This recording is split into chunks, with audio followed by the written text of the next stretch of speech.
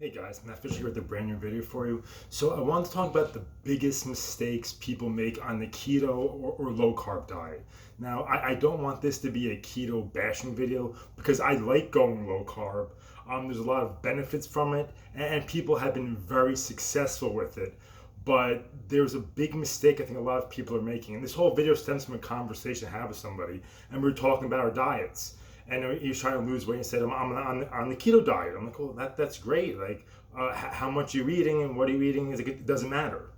And I was like, it doesn't matter. Yes, it does. And that led into a further conversation, which has now spawned into me making this video. So here's the biggest mistake people make, okay?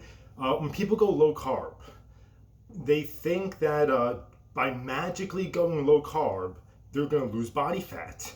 And I'm sorry, but that's not how our bodies work. Now, when you take out the carbohydrates, it's very easy to be in a caloric deficit because you're taking out the carbs, you're raising the protein, and you're raising the fats. That's still usually less than someone who's having carbs, proteins, and fats.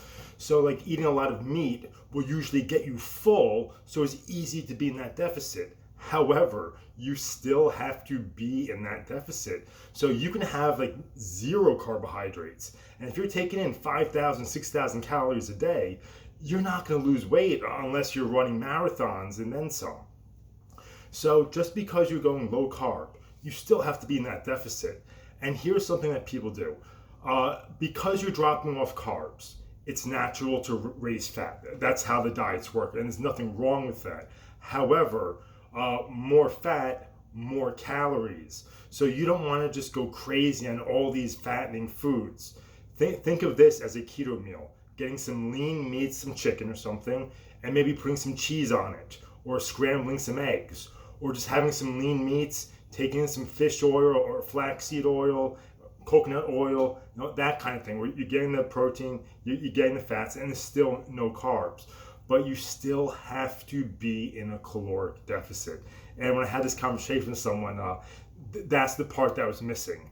That just by taking out carbohydrates, I am magically going to lose weight. And I'm sorry, our bodies do not work like that. You might lose some water weight, but as far as losing body fat, you need to be in that deficit. So that still means you need to exercise. You need to burn off those calories to get in that deficit. And by taking out carbs, that's one way to get there.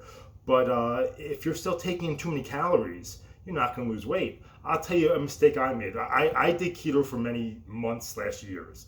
I went 6 months of my life without a single real carbohydrate. And I was listening to these dietitians about having the fattening foods. So I was having a lot of pork sausage, and these little links are like 200 calories each. So for lunch, I'd have 5 or 6 links. I thought it was a reasonable meal. That was like 1,200 calories. That's a huge lunch. You're not being in a deficit if you're eating meals like that.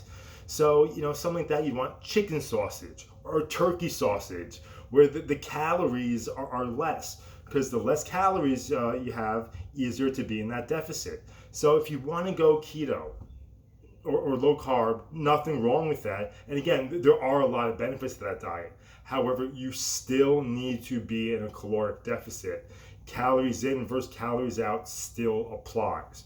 Granted, I think it's much easier to be in a deficit that way, but the deficit still must be created. Okay, thanks guys. Have a good day.